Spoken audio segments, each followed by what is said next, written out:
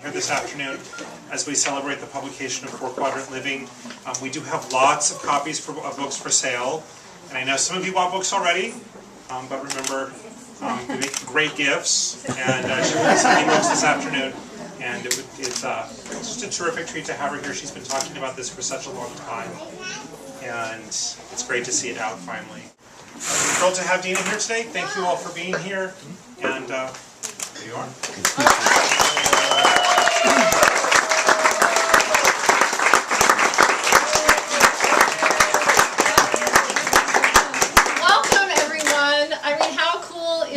To be at my book launch party. Hi Michael, I haven't said hello to you. I think I've tried to say hello to most of you, but I look forward to talking to everybody after this. And I'm just so excited to be here and share this with all of you. And I just want to thank each and every one of you for coming today to celebrate the release of my first book, Four Quadrant Living, Making Healthy Living Your New Way of Life. And yes, yay!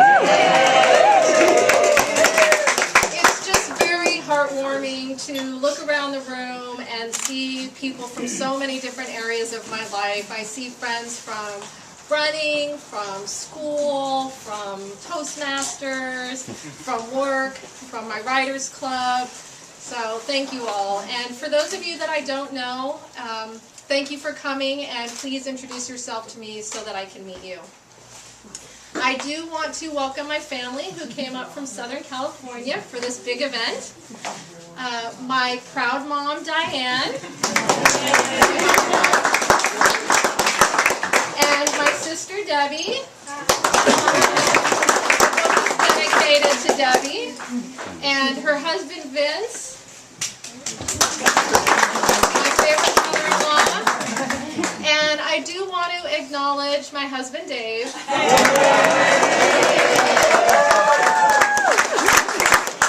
He has been incredibly patient and unconditionally supportive, and without him, there would be no book. And finally,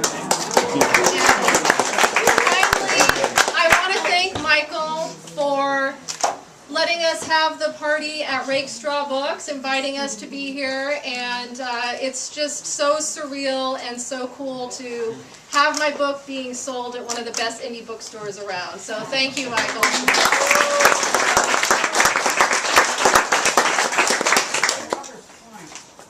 15 years ago, doctors told me that I had an 87% chance of getting cancer in my lifetime. They told me this as I watched my sister Debbie go through stem cell transplant, chemotherapy, surgery, and radiation. At age 32, Debbie had been diagnosed with stage 3 breast cancer. But Debbie survived. She's 14 and a half years cancer-free. My initial reaction to finding out about my high risk was an almost paralyzing fear. I was afraid of losing my sister, and I was afraid that cancer would be my destiny too. And I was worried about, sorry, I'm like, After a year of treatment or so, Debbie started to look and feel like herself again, and my fear subsided. And life went back to normal before it had been, where Debbie had the diagnosis and I had found out about my high risk. I had earned my MBA from the Kellogg Graduate School of Management at Northwestern University in Chicago, and I was working in the high-tech corporate world. And even though I was climbing the corporate ladder, the 87% statistic was always a constant presence in my mind. Was cancer my destiny, or did I have a say in the matter? A decade after finding out about my high risk, I decided it was time for me to learn more. And I wanted to get empowered, and I wanted to beat the odds. I went back to school to get my master's in holistic health education at JFK University in Pleasant Hill. Oh, nice. Yes, I have some representatives. I have one Kellogg representative here too. Yeah. And there I learned that how we live our life does impact our health.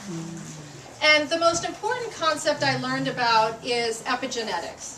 And epigenetics is the science that teaches us that our genes are not our destiny.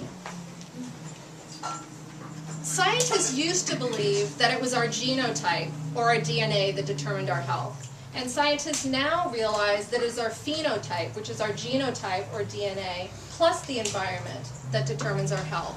And by environment, I mean diet, stress, emotions, toxins, eating well, living mindfully, having fun, surrounding yourself with friends, living in a clean environment are all health-supporting actions that counterbalance our genetics. So I left the corporate world and I founded my company, Four Quadrant Living, to share what I had learned. And I started seeing clients to help them live healthier lives, and I decided to write a book. So what is Four Quadrant Living about? Four Quadrant Living is about nourishing the 4 quadrants of our lives, mind, body, relationships, and environment, to create your new health destiny. 50% of Americans have at least one chronic disease, such as heart disease, diabetes, obesity, or cancer. And changes in our diet and lifestyle have contributed to these alarming statistics. We are now more sedentary, we're around more toxins, we are highly stressed, we eat more processed foods. However, we have the power to promote health in our lives. Every day we make choices that impact our health when we select the foods we eat, the products we use, the people that we surround ourselves with, the environment we live in, the stress we allow, the exercise we do or don't do. In this country, we tend to think of health in terms of one quadrant, the body quadrant. And this is a very limiting view of health because it only tells 1/4 of the story. So Four Quadrant Living is about nourishing all 4 quadrants of our lives to promote health and happiness. The subtitle of the book is Making Healthy Living Your New Way of Life. The essence of the book is that healthy living doesn't have to be complicated. Four Quadrant Living provides simple and natural tools and suggestions for making healthy living a part of your daily routine. There are 48 chapters in the book, 12 chapters in each quadrant, and it begins with the mind quadrant. And the mind quadrant represents our thoughts, our emotions, our perceptions, our states of mind. Nearly 45% of all adults suffer adverse health effects due to stress. And long-term stress has been linked to high blood pressure, ulcers, digestive system diseases, and aging. The good news is that stress is not only caused by what happens to us, but also how we react to the stressors. So 2 people can be faced with the same stressful event and react differently. And this means that we have the power to manage our stress. So the book begins with 12 chapters about how to promote a healthy mind. And to give an example, chapter 2 is Wish I Were Here. And this was inspired by a postcard that I saw years ago that said, having a great time, wish I were here. And that's so true, right? How often are we not living in the present? We are ruminating about the past, we are worrying about the future. And so this chapter talks about the importance of mindfulness for our health. It suggests the Now I Am Aware exercise as a great tool for being present. So you say to yourself, now I am aware, and then you fill in the rest of the sentence. So now I am aware of the sound of my voice. Now I am aware of all this love in the room from my friends and family. And this helps ground you into present moment awareness, which is a very powerful tool for creating a healthy mind. And I purposely chose this example to mention today because I wanted to make sure that I was mindfully appreciating every moment of this event and savoring it all. The The body quadrant represents our physical being, and this is probably the one that you are most familiar with in terms of health. Diet and exercise are the two elements of the body quadrant that we hear about the most. Numerous studies show that eating a poor diet filled with trans fat, processed foods, refined sugars lead to numerous health diseases such as cancer, diabetes, obesity, osteoarthritis. And research shows the flip side to be true too, that eating a good diet can help prevent some of those same health problems. Because of the importance of nutrition on our health, there are several chapters in the body quadrant on nutrition, and there's also a chapter on getting more sleep. There's one about the importance of being mindful in prescription drug use. And one I'm going to highlight is chapter 14, Find Your Gypsy, which is about finding the fun in exercise. And this chapter is inspired by my cruiser bike, whose name is Gypsy. And she has red tassels on her handlebars, and she has painted flowers on her fender, and I can't help but smile every time I ride her. So the point is to make exercise fun. And this could be hula hooping, which is a great ab workout. This could be dancing around the house with your kids while the music's blaring. This could be taking up pogo sticking, which my husband has recently started. Do you have a name for your pogo stick? Exercise and fun do not have to be mutually exclusive. In fact, they shouldn't be if exercise is going to be a part of your daily routine. The Relationships Quadrant represents our personal connection to others and to the larger culture and society. Research shows that people with a strong social support network live longer and are healthier than those without supportive people in their lives. Having strong relationships has been shown to increase self-esteem, promote better stress management, and decrease depression. Four Quadrant Living teaches you how to create stronger relationships. For example, chapter 28, Me, You, and I, is one that is very relevant in today's world. I think it's one of the readers' favorites, or at least my family's favorites. And it's very relevant in today's technologically stimulated world. And Me, You, and I was inspired by a night that I was lying in bed, rubbing Dave's head with one hand, because he was feeling stressed. And then in the other hand, I had my iPhone, and I was trying to send an email. And I thought to myself, I think I need to set some boundary limits with which is how I refer to my iPhone. So this chapter provides several ideas for not letting your social media and technology get in the way of your personal relationships. Yes. It is a reader favorite. And one tip that I mentioned in the book that my friend Bev actually told me about is called playing the phone stack game.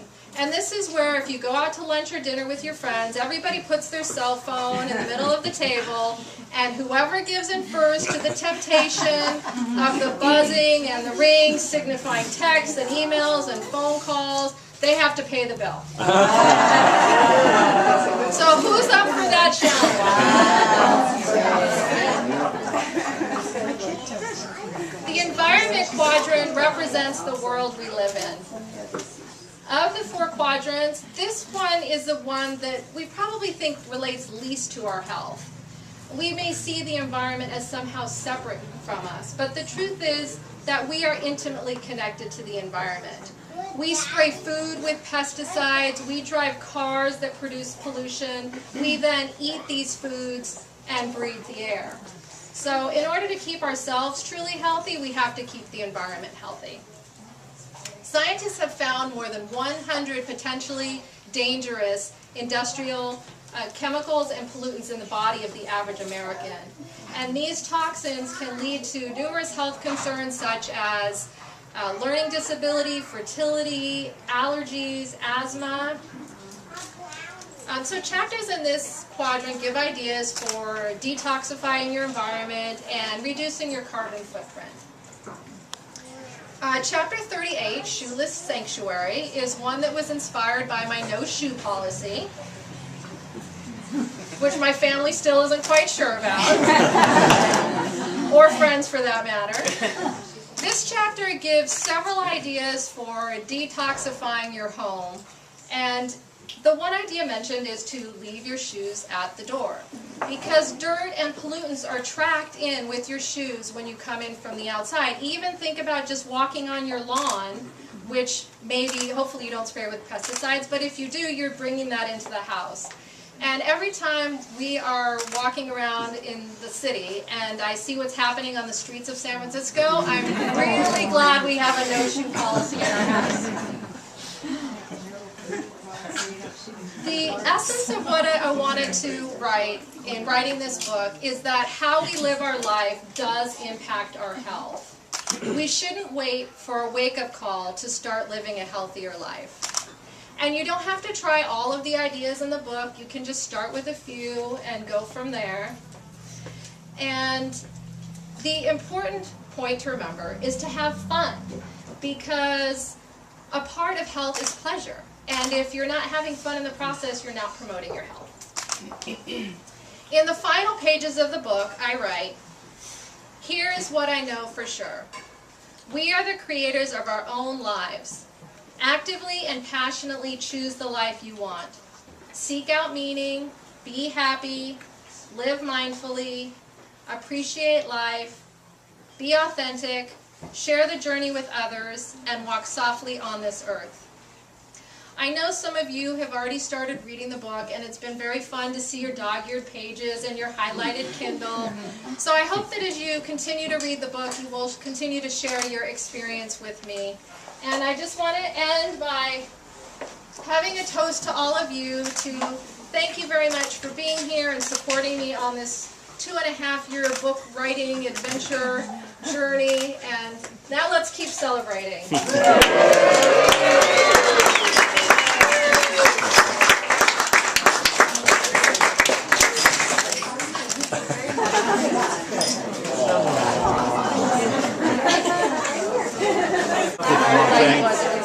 If you get this prior to today's book signing, I can tell after that could be more than place. Let's not get carried away.